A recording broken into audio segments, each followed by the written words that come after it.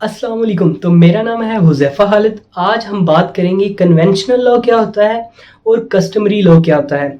इससे पहले अगर आपने मेरे चैनल को सब्सक्राइब नहीं किया तो मेहरबानी करके इसे सब्सक्राइब करें ताकि नई आने वाली वीडियोस की नोटिफिकेशन आपको मिल सके। तो चलें स्टार्ट करते हैं।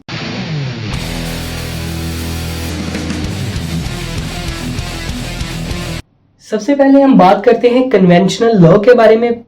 कन्वेंशनल लॉ जो होता है ये एग्रीमेंट पे मबनी होता है, मतलब कि कुछ पार्टीज के दरमियान या कुछ इंडिविजुअल्स के दरमियान जो एग्रीमेंट होता है वो कन्वेंशनल लॉ के तहत होता है। इसका नाम ही होता है एग्रीमेंट लॉ, इसे कन्वेंशनल लॉ भी कहते हैं। मिसाल के तौर पे अगर मैंने किसी को अपनी गाड़ी बेचनी है या घर बेचना है या कोई भी प्रॉपर्टी बेचनी है तो मैं एग्रीमेंट करूंगा उस बंदे के साथ जिसमें स्टेट इन्वॉल्व हो भी सकती है और कुछ हालात में इन्वॉल्व नहीं भी हो सकती। तो ये सब कुछ आता है कन्वेंशनल लॉ में।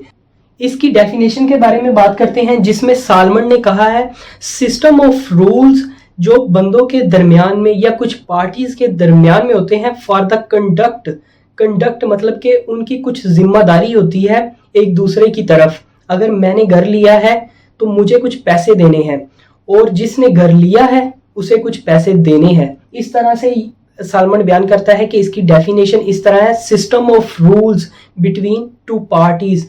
अब हम बात करते हैं इसकी काइंड्स के बारे में। इसकी दो टाइप्स हैं, एक में स्टेट इन्वॉल्व होती है और दूसरे में स्टेट इन्वॉल्व नहीं होती। जिसमें स्टेट इन्वॉल्व नहीं होती उसकी एग्जाम्पल लेते हैं।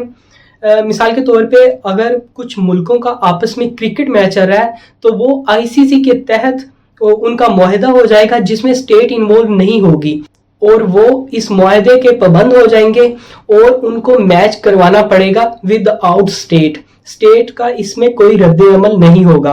और कुछ मामलात में स्टेट बहुत ज्यादा इन्वॉल्व होती है।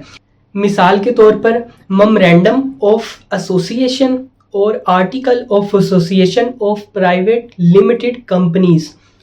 मैं लिखवा देता हूँ इसे, ये टर्म थोड़ी सी मुश्किल है। Memorandum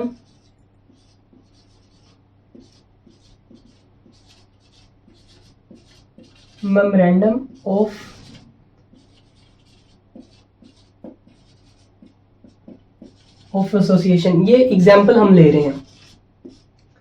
memorandum of association, article of association of private limited companies. Memorandum of association होता है जिसके तहत कंपनी का नाम रजिस्टर होता है, उसका काम वो क्या करेगी, ये सब कुछ जो है ये मेमोरेंडम ऑफ एसोसिएशन में आता है। आर्टिकल ऑफ एसोसिएशन में आता है कि वो किस तरह से मैनेजर रखेगी, किस तरह से वो जॉब्स देगी, किसी को निकालना हो तो किस तरह से निकालेगी। ऑफ प्राइवेट लिमिटेड कंपनी, ये प्राइवेट लिमिटेड कंपनी की बात हो रही है, इसमें स्टेट मुलव्वस होती है और ये सारा जो प्रोसीजर है ये एक स्टाम्प पेपर पर लिखा जाता है और जिसमें स्टेट इस फैसले को मानती है।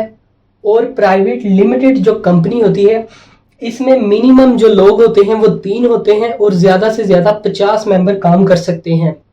अब हम बात करते हैं कस्टमरी लॉ के बारे में। कस्टमरी लॉ ऐसे लॉज होते हैं जिनको फॉलो किया जाता है हैबिचुअली, काफी अरसे से, मतलब कि सदियों से वो फॉलो हो रहे होते हैं। वो कस्टम्स होती हैं, रवायत, कुछ ऐसी रवायात होती हैं जिनको बाद में लॉ में ऐड कर दिया जाता है। मिसाल के तौर पर 2 पार्टीज को सुनना जो अब कानून है, इससे पहले ये कस्टम था। इसी तरह जो इंटरनेशनल लॉ है, मतलब कि जो मुल्कों की सरहद होती है, वो भी कस्टमरी लॉ में आती है। कस्टमरी लॉ में 2 तरह की रीजंस पाई जाती हैं। बाज़ दफ़ा कुछ ऐसा होता है कि रिटन फॉर्म में वो लॉ मौजूद नहीं होता जो कस्टम्स बयान करती हैं और परफेक्टली बयान करती हैं। बाज़ दफ़ा ऐसा होता है कि मौके की मुनासबत से कस्टम जो होती है वो सूटेबल होती है। तो ये थी 2 रीजंस। अब हम बात करते हैं इसके इंग्रेडिएंट्स के बारे में। इंग्रेडिएंट्स में ऐसा होता है कि जितनी पुरानी रवायत होगी उतना ही मजबूत वो आगे आके लॉ बनेगी। मतलब कि जो शादी के असूल थे वो बाद में लॉ में ऐड हो गए, तो वो सारे इंग्रेडिएंट्स हैं कस्टमरी लॉ के। तो अगर आपको ये समझ आ गया हो तो मेरी वीडियो को लाइक करें और शेयर भी करें। Thank you.